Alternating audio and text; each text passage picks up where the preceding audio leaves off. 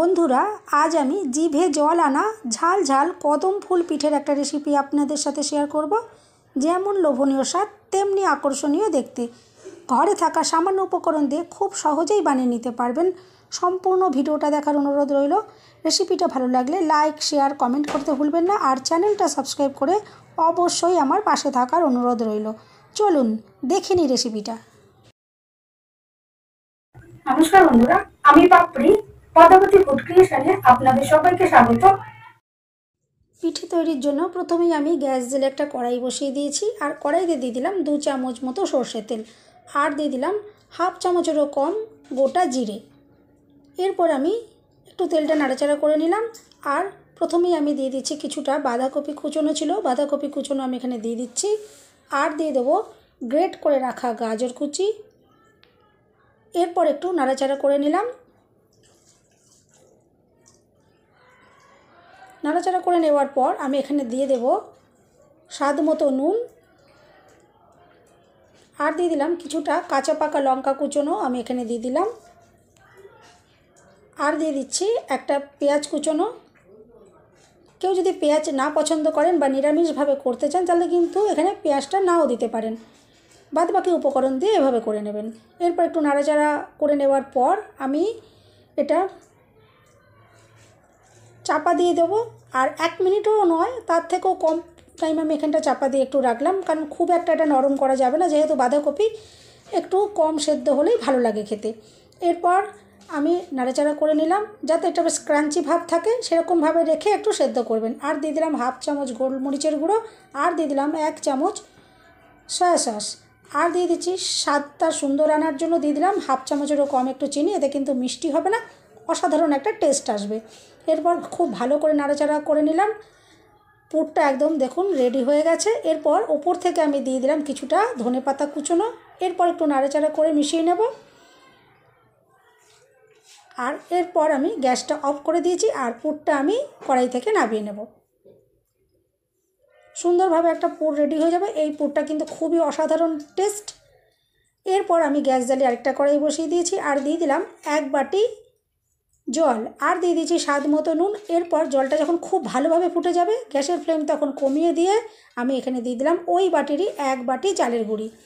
চালের গুঁড়ি দেওয়ার পর এভাবে একটু নাড়াচাড়া করে নিলেই খুবই কম সময়ের মধ্যে দেখবেন চালের গুঁড়িটা একটা ডো রেডি হয়ে যাচ্ছে।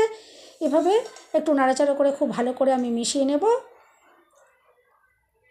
আর খুবই কম সময় লাগবে এই ডোটা রেডি হতে, দেখবেন জল একদমই শুকিয়ে যাবে। আর এই সময় আমি গ্যাস অফ করে দেব। আর একটা চাপা দিয়ে আমি রেখে দেবো 5 মিনিট। 5 মিনিট হয়ে যাওয়ার পরে আমি এটাকে নামিয়ে নিয়েছি একটা থালায়। আর এরপর এখন একটু ঠান্ডা হয়ে এসেছে, খুব একটা ঠান্ডা করা যাবে না, হালকা গরম অবস্থাতেই কিন্তু মেখে নিতে হবে। এরপর আমি ভালো করে একটু মেখে একটা ডো রেডি করে নেব। সুন্দর করে দেখুন একটা ডো রেডি করা হয়ে গেছে। এরপর এখান থেকে আমি লেচি তৈরি করে নেব, যাতে সমস্ত পিঠেগুলো একই সাইজের তৈরি হয়। লিচিটা কেটে নিলে সুবিধে হবে। আমি এভাবে লেচিগুলো সব রেডি করে নিচ্ছি।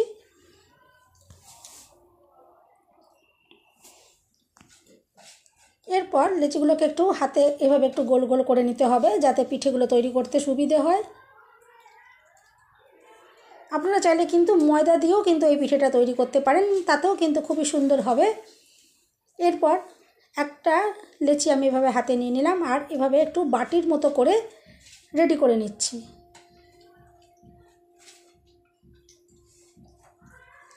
এভাবে বাটিটা করে নেবার পর যে পুরটা আমি রেডি করেছিলাম, এই পুরটা আমি এখন এই বাটির ভেতর দিয়ে দেব।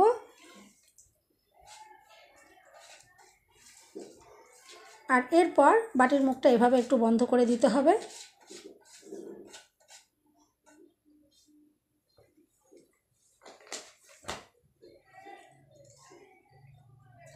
আর এরপর আবার মুখটা বন্ধ করে দিলাম। আর দেখুন সুন্দরভাবে আমি প্রত্যেকটা পিঠে এভাবে রেডি করে নিলাম। আর এখানে আমি বাসমতি চাল নিয়েছি, এটা আমি 15 মিনিট আগে ভিজিয়ে রেখেছিলাম।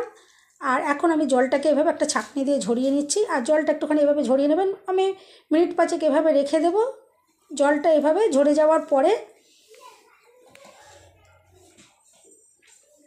আমি একটা প্লেটের ভেতর ঢেলে নিয়েছি। আর এতে স্বাদটা যাতে ভালো হয় একটুখানি নুন আমি এতে দিয়ে দিলাম পরিমাণ মতো।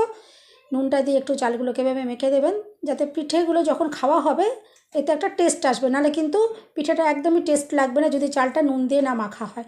এরপর এর স্বাদকে আরও বাড়ানোর জন্য আমি কিছুটা লাল লঙ্কার কুচি এভাবে একটুখানি কেটে দিয়ে দিয়েছি, আর এখানে ধনেপাতার কুচি আমি দিয়ে দিলাম। আর ভালো করে একটুখানি চালের সাথে এগুলোকে মিশিয়ে দিচ্ছি। এরপর যে পিঠে আমি রেডি করে রাখলাম, এরপর চালের ভেতরে এভাবে একটু চাল দিয়ে কোট করে নিতে হবে। আর চালের সাথে দেখবেন লঙ্কার কুচি, ধনেপাতার কুচি এগুলোও বেশ আটকে যাবে। আর যখন এগুলো খাবার সময় মুখে পড়বে খুবই অসাধারণ লাগবে, সুন্দর লাগবে খেতে। আমি এভাবে করে চালগুলো পিঠের গায়ে আটকে গেল। এরপর আমি এভাবে করে সমস্ত পিঠেগুলোকে এভাবে রেডি করে নেবো। আর দেখবেন খুব ইজিভাবেই কিন্তু চালগুলো পিঠের গায়ে আটকে যাবে। আমি সব কটা পিঠে এভাবে দেখুন রেডি করে নিয়েছি। এরপরে একটা ঝাঁঝরি থালা নিয়েছি, আর সাদা তেল এভাবে একটু অবশ্যই ব্রাশ করে দেবেন। একটু সাদা তেল আমি ব্রাশ করে দিলাম। আর এরপর একে একে পিঠেগুলো সব এই থালার ভেতরে আমি বসিয়ে দেব। আর একটু গ্যাপ দিয়ে দিয়ে বসাতে হবে, কারণ এরপর চালগুলো ফুলে বেশ বড় বড় তো যেহেতু হয়ে যাবে, সেই জন্য একটুখানি গ্যাপ দিয়ে বসাতে হবে। আমি একটু গ্যাপ দিয়ে দিয়ে পিঠেগুলোকে এভাবে সব থালার ভিতরে সাজিয়ে নিচ্ছি।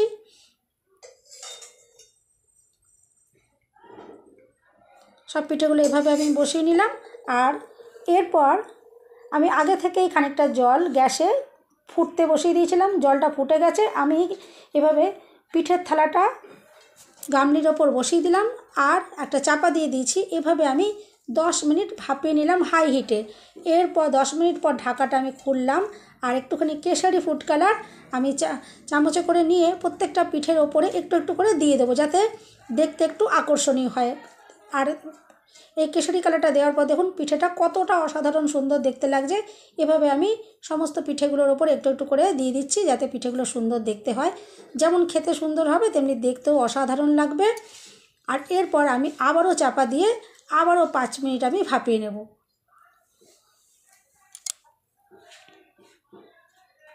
আর বন্ধুরা, রেসিপিটা যদি ভালো লাগে অবশ্যই কিন্তু লাইক, শেয়ার, কমেন্ট করবেন। আর চ্যানেলটা সাবস্ক্রাইব করে অল নোটিফিকেশান অন করে রাখবেন, যাতে আমি যখনই নতুন ভিডিও আপলোড করব সঙ্গে সঙ্গে নোটিফিকেশান সবার আগে আপনার কাছে পৌঁছে যাবে।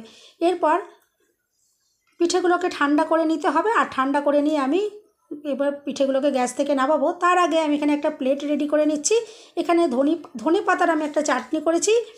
এভাবে ধনে পাতা চাটনি বসিয়ে দিয়েছি আমি প্লেটে, আর তার ওপরে আমি পিঠেটা এভাবে বসিয়ে দিচ্ছি। দেখুন যেমন দেখতে অসাধারণ লাগবে, তেমনি চাটনির সাথে যখন এটা খাওয়া হবে খুবই অসাধারণ লাগবে।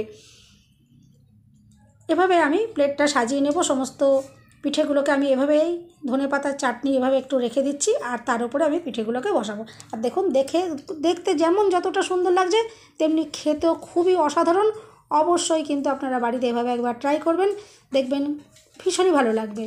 সমস্ত পিঠেগুলো দেখুন আমি এভাবে সাজিয়ে নিয়েছি, আর দেখে বুঝতেই পারছেন কতটা অসাধারণ সুন্দর দেখতে লাগছে।